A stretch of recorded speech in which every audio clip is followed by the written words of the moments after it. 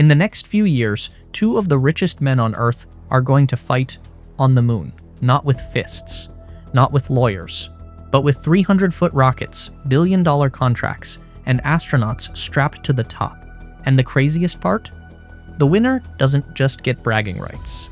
They get to decide how humanity returns to the moon, and who controls the next frontier of space. Yeah, Artemis 3 isn't just another NASA mission. It's a straight-up space showdown between SpaceX and Blue Origin. Elon Musk versus Jeff Bezos. Stainless steel versus blue rockets. And hanging in the balance is America's position as the global leader in space exploration. Let that sink in. After Artemis 2 successfully sent astronauts around the moon and brought them home, NASA didn't take a victory lap for long. The second the capsule splashed down, engineers were already back at Kennedy Space Center inspecting the mobile launch tower. During Artemis 1, it took serious damage from the raw fury of the SLS rocket. 8 million pounds of thrust ripping into concrete and steel. So they reinforced it, strengthened it, optimized it. Because this time there's no room for delay, the hardware for Artemis 3? It's basically ready. The core stage.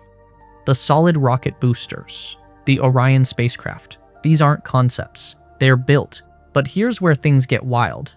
NASA can send astronauts toward the moon. They just can't land them. At least, not yet.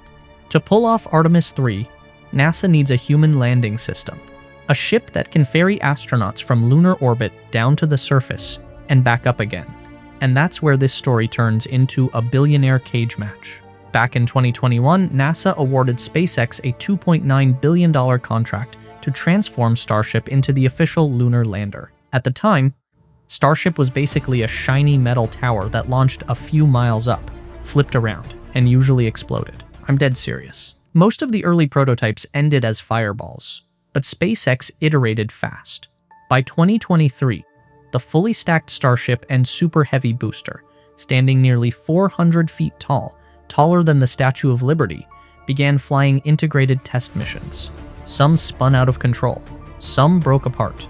Some made it farther than anyone expected. Progress? Absolutely. Perfect? Not even close. And NASA was watching.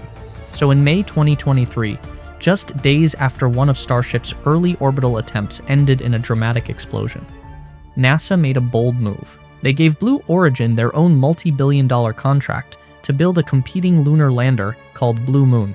Plot twist. Now, Artemis 3 isn't dependent on one company. It's a race. Blue Origin, mostly known at the time for suborbital tourist flights, had bigger ambitions.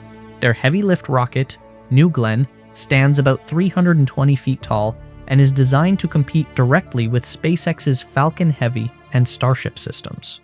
In January 2025, New Glenn launched for the first time. The booster didn't survive the landing attempt. But by November, on its second flight, it nailed it. Satellites deployed successfully.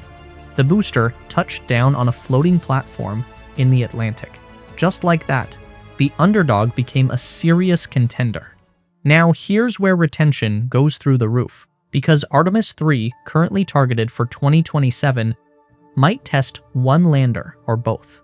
But NASA made a critical change to the plan. Originally, astronauts were going to fly all the way to lunar orbit and step into a lander they'd never used in space before.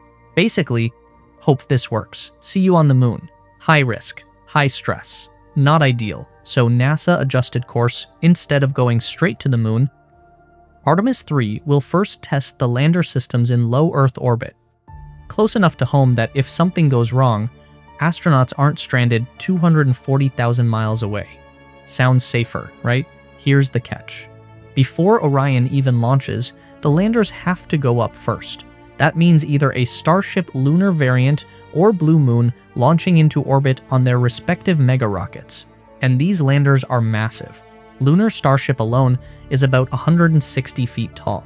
That's like stacking a 15-story building in orbit.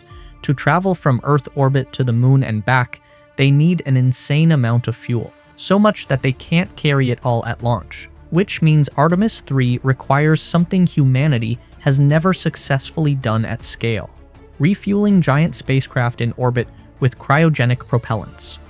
SpaceX plans to launch a second Starship as a tanker dock with the lunar Starship, and transfer super-chilled liquid methane and oxygen in zero gravity. Blue Origin plans to launch a dedicated propellant transport vehicle to refuel Blue Moon, multiple giant rockets, multiple orbital dockings, massive fuel transfers in space, all before a single astronaut even boards. If that works, then Orion launches on SLS, currently the most powerful operational rocket in the world, generating 8.8 million pounds of thrust at liftoff. That's more power than 30 Boeing 747s at full throttle. 4 astronauts ride to orbit, but instead of heading for the moon, they rendezvous with the waiting lander. Dogging becomes the next challenge. With Blue Moon, astronauts transfer into a compact but significantly roomier cabin than the Apollo lunar module, which had roughly the interior space of a large SUV with Starship. It's a whole different vibe. You dock at the nose and enter a massive 30-foot wide interior with multiple decks. It's less cramped tin can and more space loft. But here's the thing. Space doesn't care about aesthetics. For up to 3 weeks, the crew will test every critical system: life support, power, communications, manual piloting, undocking and redocking. They'll also test NASA's new lunar suits built by Axiom Space, far more flexible and advanced than the bulky Apollo suits from the 1960s. These suits have been tested underwater on Earth. But exposing them to the vacuum of space for the first time? That's a different level. Because discovering a flaw while standing on the moon is not exactly a minor inconvenience.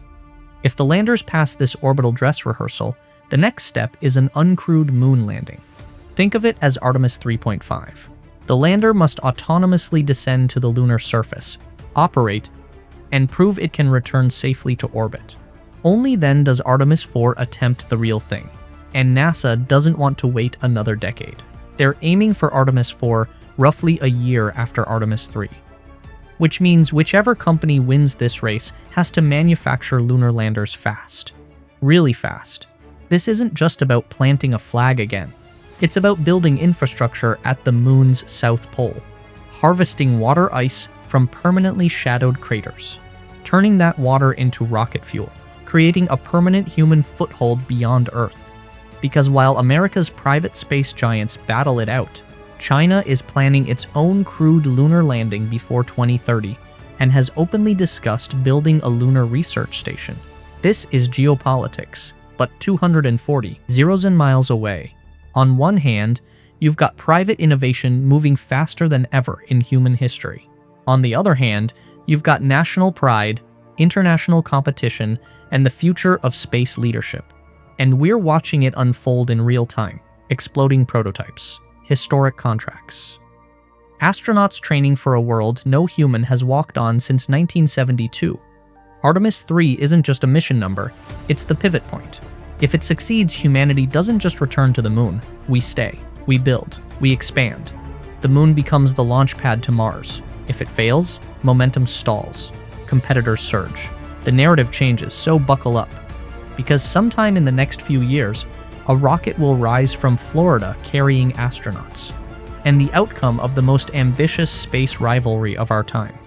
And when that lander finally begins its descent toward the gray dust of the lunar South Pole, you won't just be watching a landing, you'll be watching the start of a new space age. And this time, it's personal. Thanks for exploring the cosmos with us today. If you enjoyed this journey into the quantum world, make sure to hit subscribe and drop a like. Stay curious, and we'll see you in the next video.